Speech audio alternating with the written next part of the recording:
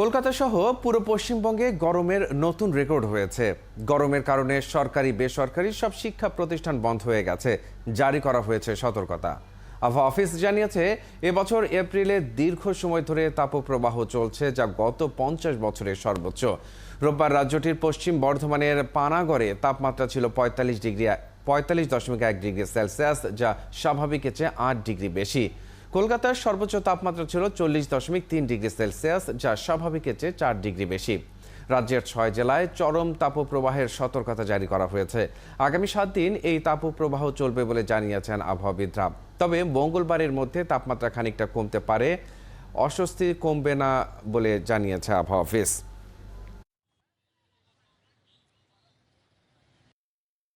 দক্ষিণবঙ্গে তাপপ্রবাহের যে পরিস্থিতি চলছে, খুব একটা উল্লেখযোগ্য পরিবর্তন কিছু থাকবে না আগামী এক সপ্তাহে।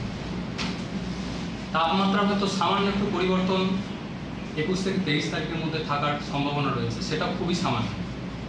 হয়তো 1 থেকে 2 ডিগ্রির মতো তাপমাত্রা কমতে পারে 21 থেকে 23 তারিখের মধ্যে। দর্শক, পশ্চিমবঙ্গে তাপপ্রবাহের আরও খবর নিয়ে যুক্ত হচ্ছেন সহকর্মী সত্যজিৎ চক্রবর্তী। সত্যজিৎ, কি কি সতর্কতা জারি করা হয়েছে গরমের কারণে, আর কতদিনের জন্য এই সতর্কতা জারি করা হলো? মাঝে আপনাকে বলতে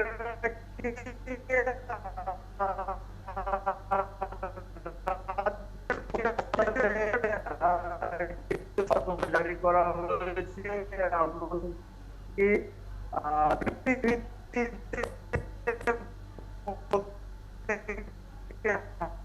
হাসপাতালে 3টি করে বেড কিন্তু সেখানে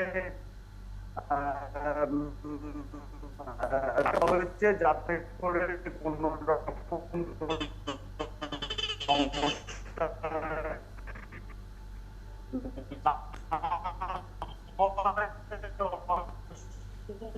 দর্শক, আমাদের সহকর্মী শব্দ বিভ্রাটের কারণে তার বক্তব্যটি স্পষ্ট নয়।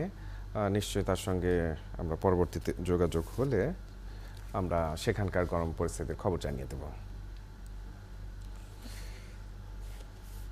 চীনে ভারী বর্ষণে দেশটির দক্ষিণাঞ্চলের ওয়াংডু প্রদেশে 12,70,00,000 মানুষ বন্যার ঝুঁকিতে রয়েছে। ইতিমধ্যে প্রদেশের প্রধান প্রধান নদী, জলপথ, জলাধার থেকে পানি উপচে শহরে তলিয়ে গেছে। শনিবার রাত 8টা থেকে টানা 12 ঘন্টা ধরে ভারী বৃষ্টিপাতে এই অবস্থার সৃষ্টি হয়। ভারী বৃষ্টিপাতে 65টির মতো ভূমিধসের ঘটনাও ঘটেছে। চীনের গণমাধ্যম জানিয়েছে শতাব্দীর সবচেয়ে ভয়াবহ বন্যা হতে পারে এটি।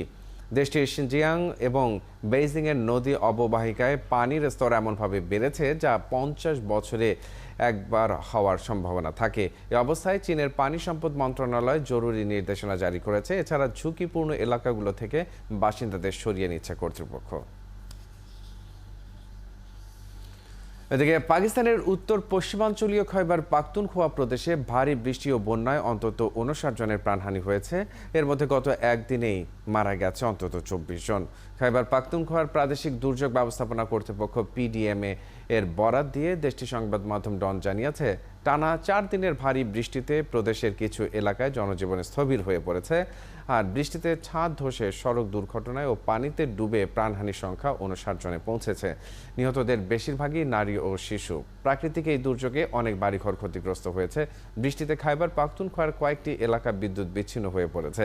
এছাড়া দিনভর ঝোড়ো হাওয়া ও বৃষ্টির কারণে বিভিন্ন সড়কে যান চলাচলও বন্ধ হয়েছে। এদিকে পাকিস্তানের পশ্চিমাঞ্চলে অজ্ঞাত বন্দুকধারীদের হামলায় 2 কাস্টমস কর্মকর্তা নিহত হয়েছে। এর আগে গত বৃহস্পতিবার ওই অঞ্চলে অজ্ঞাত বন্দুকধারীরা আরও 5 জন শুল্ক কর্মীকে গুলি করে হত্যা করে।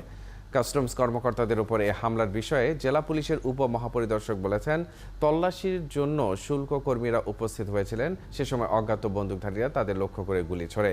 তিনি আরও বলেন, 3 দিন আগে একই এলাকায় তল্লাশির সময় কাস্টমসের কর্মকর্তাদের উপর বন্দুক হামলা হয়। সেদিন বন্দুকধারীদের গুলিতে অন্তত 5 জন কর্মকর্তা নিহত হন। এখন পর্যন্ত হামলা দুটির দায় কেউ স্বীকার করেনি। পুলিশ হামলার ঘটনায় 2টি তদন্ত কমিটি করেছে। শ্রীলঙ্কায় রেসিং কারের ধাক্কায় 7 জন নিহত হয়েছে। এছাড়া আহত হয়েছে আরও 21 জন। রাজধানী কলম্বো থেকে 180 কিলোমিটার দূরের ফক্সেল সার্কিটে এই ঘটনা ঘটে। সেনাবাহিনীর আয়োজিত এই প্রতিযোগিতা দেখতে বালুময় ট্রাকের পাশে দাঁড়িয়েছিলেন কয়েক হাজার দর্শক। তখনই হঠাৎ করে একটি গাড়ি তাদের উপর আছড়ে পড়ে। এক কর্মকর্তা জানিয়েছেন, সব মিলিয়ে ২৭ জনকে হাসপাতালে নিয়ে যাওয়া হয়, যার মধ্যে ৭ জনের মৃত্যু হয়। নিহতদের মধ্যে ৮ বছরের একটি শিশুও রয়েছে। শ্রীলঙ্কা সেনাপ্রধান ভিকুম লিয়াঙ্গে জানিয়েছেন, মোটর স্পোর্টসকে জনপ্রিয় করতে বিনামূল্যে দর্শকদের ফক্সেল সার্কিটে প্রবেশ করতে দেওয়া হয়েছিল। এদিকে মানবাধিকার লঙ্ঘনের অভিযোগে ইসরায়েলের প্রতিরক্ষা বাহিনী আইডিএফ এর একটি ইউনিটের উপর নিষেধাজ্ঞা দিতে যাচ্ছে যুক্তরাষ্ট্র। মার্কিন পররাষ্ট্রমন্ত্রী অ্যান্টনি ব্লিংকেন আগামী কয়েকদিনের মধ্যে নিষেধাজ্ঞার ঘোষণা দিতে পারেন। নেতা ইয়াহুদা নামের ওই ইউনিটটি ফিলিস্তিনের দখলীকৃত পশ্চিম তীরে মোতায়েন রয়েছে। পশ্চিম তীরে মানবাধিকার লঙ্ঘনের বহু অভিযোগ রয়েছে নেতা ইয়াহুদার বিরুদ্ধে। নিষেধাজ্ঞা আরোপ করা হলে ইসরায়েলি সেনাবাহিনীর এই ইউনিটটি যুক্তরাষ্ট্রের কোনো আর্থিক সহায়তা ও প্রশিক্ষণ সুবিধা পাবে না। এদিকে মার্কিন এই পরিকল্পনার নিন্দা জানিয়ে ইসরায়েলের প্রধানমন্ত্রী বেনিয়ামিন নেতানিয়াহু বলেছেন, এমন কোনো উদ্যোগকে প্রতিরোধ করতে তার সরকার সর্বশক্তি দিয়ে লড়বে।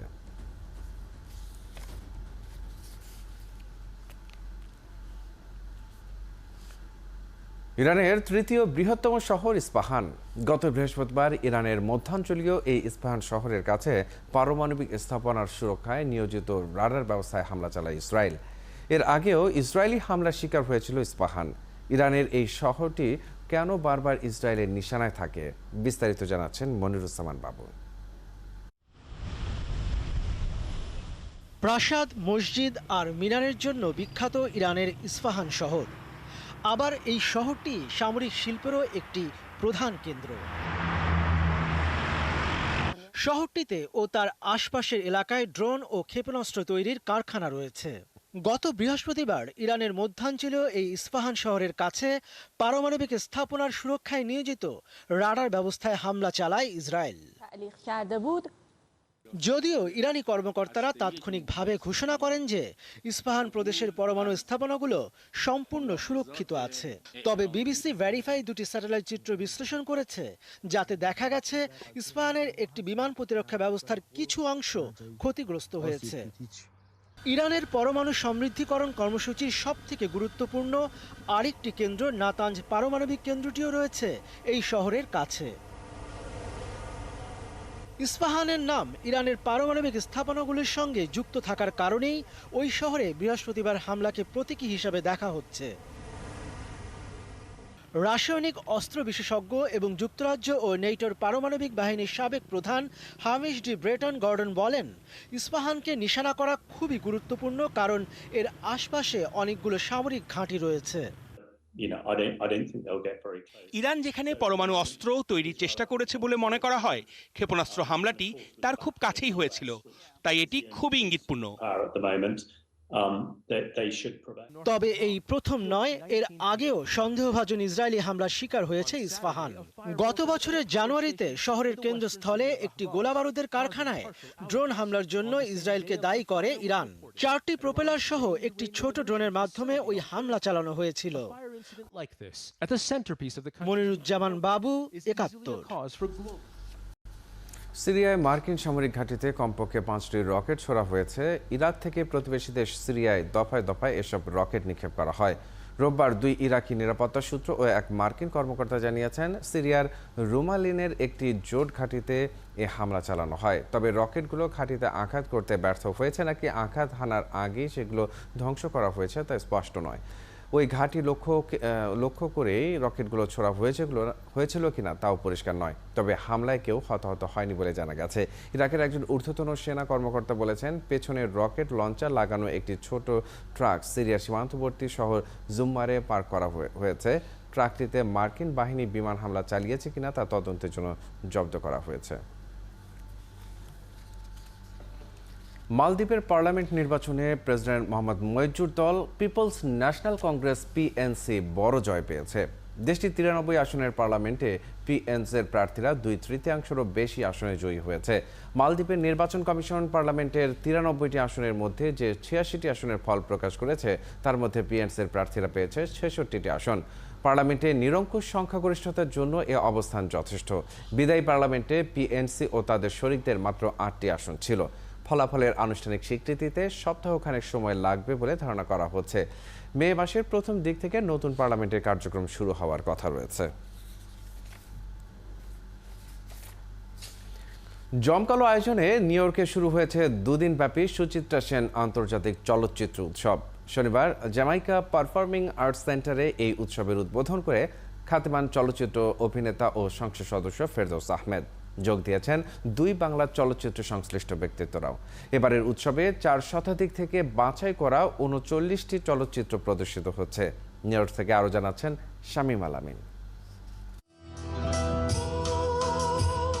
ঢাকা ও কলকাতার পরে বাংলা চলচ্চিত্র নিয়ে অন্যতম বৃহৎ এই আয়োজনে ছিল মানুষের ব্যাপক সাড়া। মহানায়িকা সুচিত্রা সেনের প্রতি সম্মান জানাতে তারই নামে দুদিনের এই আন্তর্জাতিক চলচ্চিত্র উৎসব।